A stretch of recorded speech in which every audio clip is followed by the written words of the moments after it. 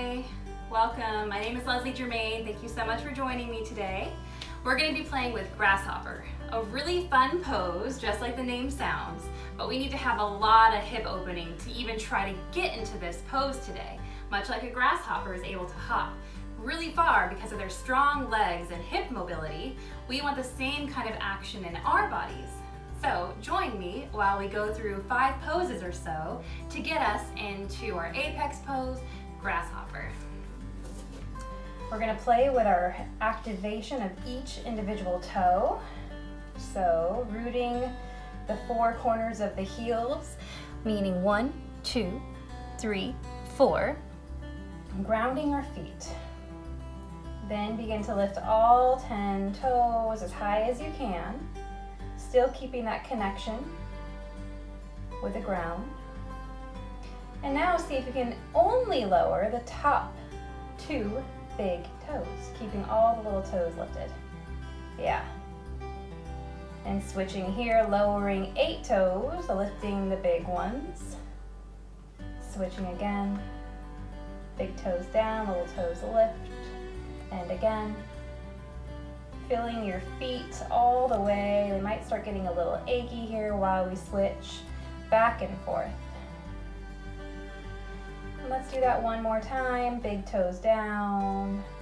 Switching again. And now keeping the big toes lifted. Can you lift the toes next to it? Keeping the other 3 toes down. Over. I cannot really hear, but that's okay. It gives me information. How about the middle toes? The index toes. And the pinky. And then going down, big toes, ring toes, middle toes, index toes to the little toes. I have a lot of work to be done there. I bet you might as well. So there we go, toe work done. Maybe a little shake, shake, shake. Ankle roll here, reverse direction, switch foot. Transitioning from our feet. Sinking down into our heels for chair pose. And just like we did in the feet, fill all 4 corners here. Inhale, lengthening the arms, setting them up a little longer. Exhale, hands come to heart center. And then twisting over to your left, allowing the right elbow to cross over the left outer thigh, if you're able to in your body. We'll be here for a few breaths. Now if this is too deep, feel free to come up slightly. You can even open your arms out wide to a T. We're trying to find a twist here in the spine. And if you're deep enough, maybe consider opening your arms out like wings. 2 more breaths here. Inhale, coming back up through center. And twisting over to your left. Left shoulder over right outer thigh. And try to repeat the same action you did on the other side, whether that was coming up not quite as deep or maybe flying the wings. Wherever you are, working on lengthening the spine with each inhale and with the exhale, seeing if you can twist a little deeper. One more inhale here. Beautiful. Inhale, coming back through center, chair pose. Oh man, the legs start to shake, mine are. And then slowly come all the way down to the ground, however you can. Maybe you can lower your sit bones. Maybe you have to come down a different way. We're gonna come all the way down to the floor. Reaching our knees to our chest, kicking the right leg up to the ceiling. And then reaching our arms forward, allowing our head and shoulders to lift here. So what we're working on is a little bit of core activation. Arm balances require an immense amount of core.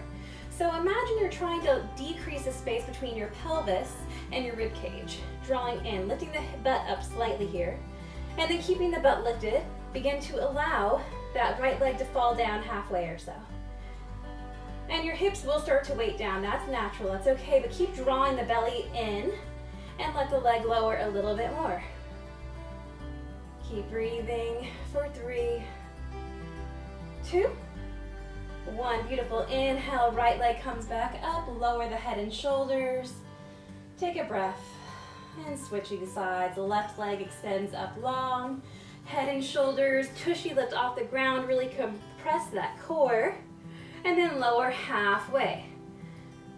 And even though we're lowering the leg, we're not letting go of our compression in our core.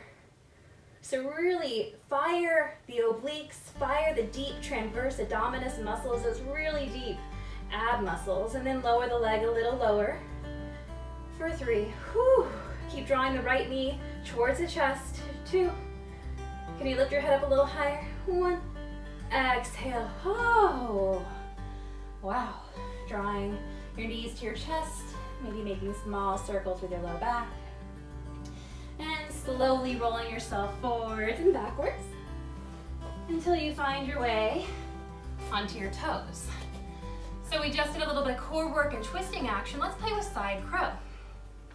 Now, if your wrists are feeling kind of tight, I like to start with some wrist circles.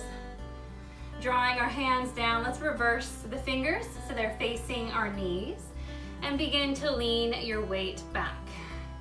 So oftentimes I notice students have a big bend in their elbows, and see if you can keep your arms straight. As you can see, I have a little bit of hyperextension in my body. You just work with what you got. We're trying to open up the forearms here. And if this is still too intense, your hands can come out facing away from each other, and you can lean side to side. And over time, the flexibility in the forearms will develop, and you'll be able to go a little deeper with a little more ease. Okay, I have bunny hair all over my floor. Wrist circles here, reverse direction, shake, shake, shake. All right, side crow time. Now, for some people, side crow is actually easier than regular crow. So, the only way to find out is to try. Coming into side crow, it's similar to what we just did with chair. We can bring our hands together heart center while we're balancing on our toes, and then shift that right elbow around the outer left thigh. Now, I like to cheat a little bit, where I take my left hand to push my knees over to the right while I slide my right arm as far down my leg as possible. Once I get my arm down deeply, I allow my right hand to fall, my left hand to fall down to the ground, so they're about shoulder distance apart. Leaning over to the left, allowing my left hip bone's jutting into my left shoulder, my knee, or as high up the arm as possible. That's why we did the action of sliding down. Slide, slide, slide. Scoot that belly through. Lean towards the left. Keep leaning, leaning, leaning. Guiding the chest toward the left of the room. Maybe your toes begin to lift. Looking out to your left if you'd like. And then exhale. Ooh, slowly lower. All right, how'd that go? What? Yeah, that might be the reaction. You crazy girl. That's okay. Let's try the other side. This time, leaning over to the right, coming into chair, twisting. I like to push my legs, slide the arm down, slide, slide, slide. Sometimes you can actually scoop that belly through as well, especially if you've had babies like me. It's a little bit of extra skin, well worth it. So now we're leaning the knee on the left arm, hip on the right upper arm. Lifting up the hips so we can get there. Lean, lean, lean. Keep leaning, where you just keep leaning. Maybe the left foot lifts and you keep that right foot down, that's okay. Maybe you want to risk it all and lift both feet. The ground's right there if you fall. Oh, it's so close. Clawing the ground for 2, 1, awesome. Exhale, lower.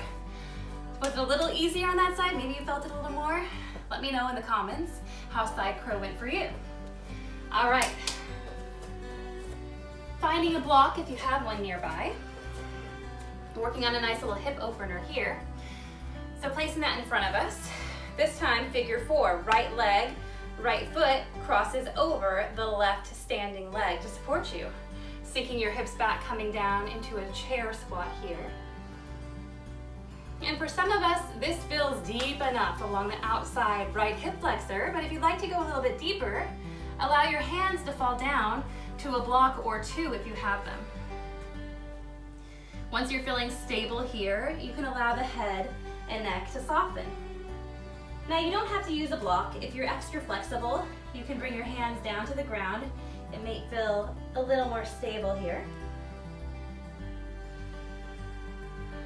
And you can keep a nice deep bend in that left knee, or if it feels okay in the back body, the hamstrings, and the right outside hip flexors, begin to straighten the left leg slightly, allowing the head and neck to become a weight down to the ground. And we'll take 3 more breaths here. Notice if there's any tension in your shoulders, soften the area. Beautiful. Slowly coming up halfway. Inhale. A full exhale here. And then pushing the ground away with your left foot, coming all the way back up into a standing figure 4. Exhale, release. All right. Okay, how's that right side feel compared to the left? Should feel slightly different. All right, this time the right foot is our standing leg. Left foot crosses over the right. Sinking back into your figure 4 chair. Whew. So this is a super nice version of this pose because you're working on balance, you're working on building strength, and also flexibility. But if you want to work a little bit more on the hip opening action, that's why we have these blocks. If I had 2 of them, I would have 1 in each hand. But with the 1, I'm still able to work with it. And I slowly lower my head closer to the ground as I allow my hip flexors to create more space with time. So after a few breaths, I'm able to move the block out of the way. Both of my hands come down to the ground, either on the fingertips or palms. And you can keep a bend in the right knee, or if you did on the other side, working slowly, allowing the breath to open up the space in the back body and the outer left hip a little more. We'll be here for 3 more breaths. Notice if you're shaking anywhere. See if you can soften any areas that are holding tension. Last breath. Beautiful. Slowly walking yourself back onto your fingertips or onto the block. Inhale halfway. Exhale fully. Pushing the ground away with your right foot. Inhale, coming back up into chair. Exhale, release. Shake it out. All right. Time for 1 more pose before coming into Grasshopper.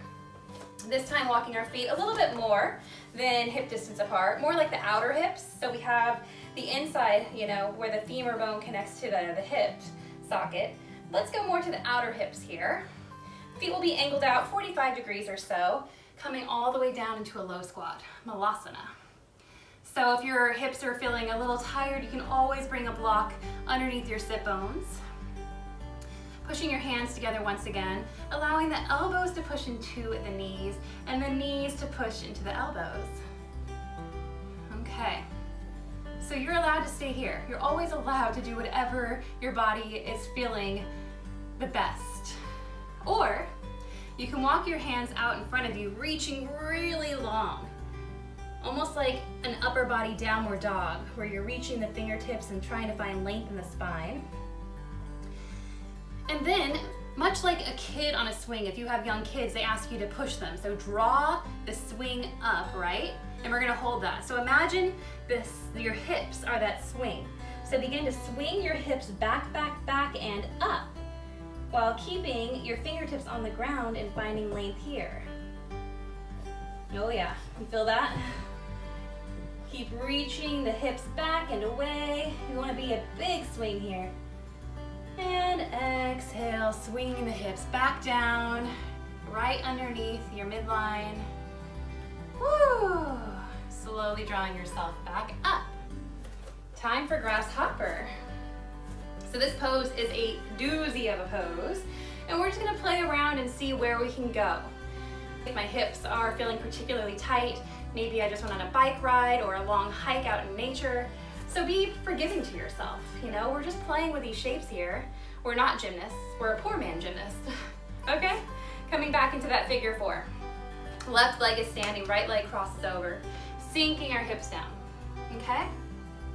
So what we really wanna do here, this time, is I'm gonna wanna flex that right foot as much as possible, and we're gonna start to twist, Earlier, we twisted over to the left. So that right arm is sliding down the right foot. Keep sliding, sliding, scooting the belly through, finding any way to reach that right hand down to the ground. Now using your toes, hooking your toes around your bicep. Left hand comes down just like we did inside crow to allow that left hip to fall down. Right foot is on the right arm, left hip on the left. Slowly lean and kick back. Grasshopper pose. Ah. Let's try to stay here for 5 breaths total.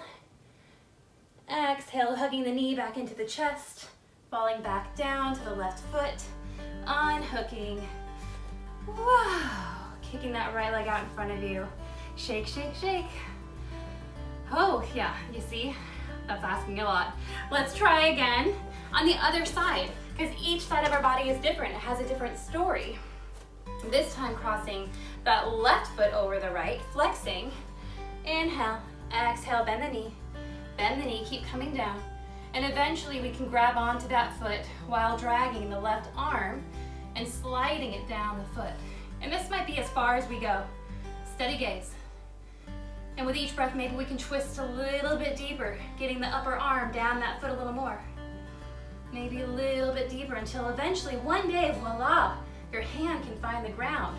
You want to get that foot as high up that upper arm as possible. Bend the knee a little more so the right hand can come down. Right hip comes down. Lean, lean, lean. Keep leaning. Your foot is standing on a shelf of your arm. And then kick back. Ooh, see? For 3. Now let's do 5 breaths here. Looking out to the side, in case you fall, you'll fall down the side of your head and not your nose. 1 more breath. Exhale, hug the knee back in. Slowly come back down.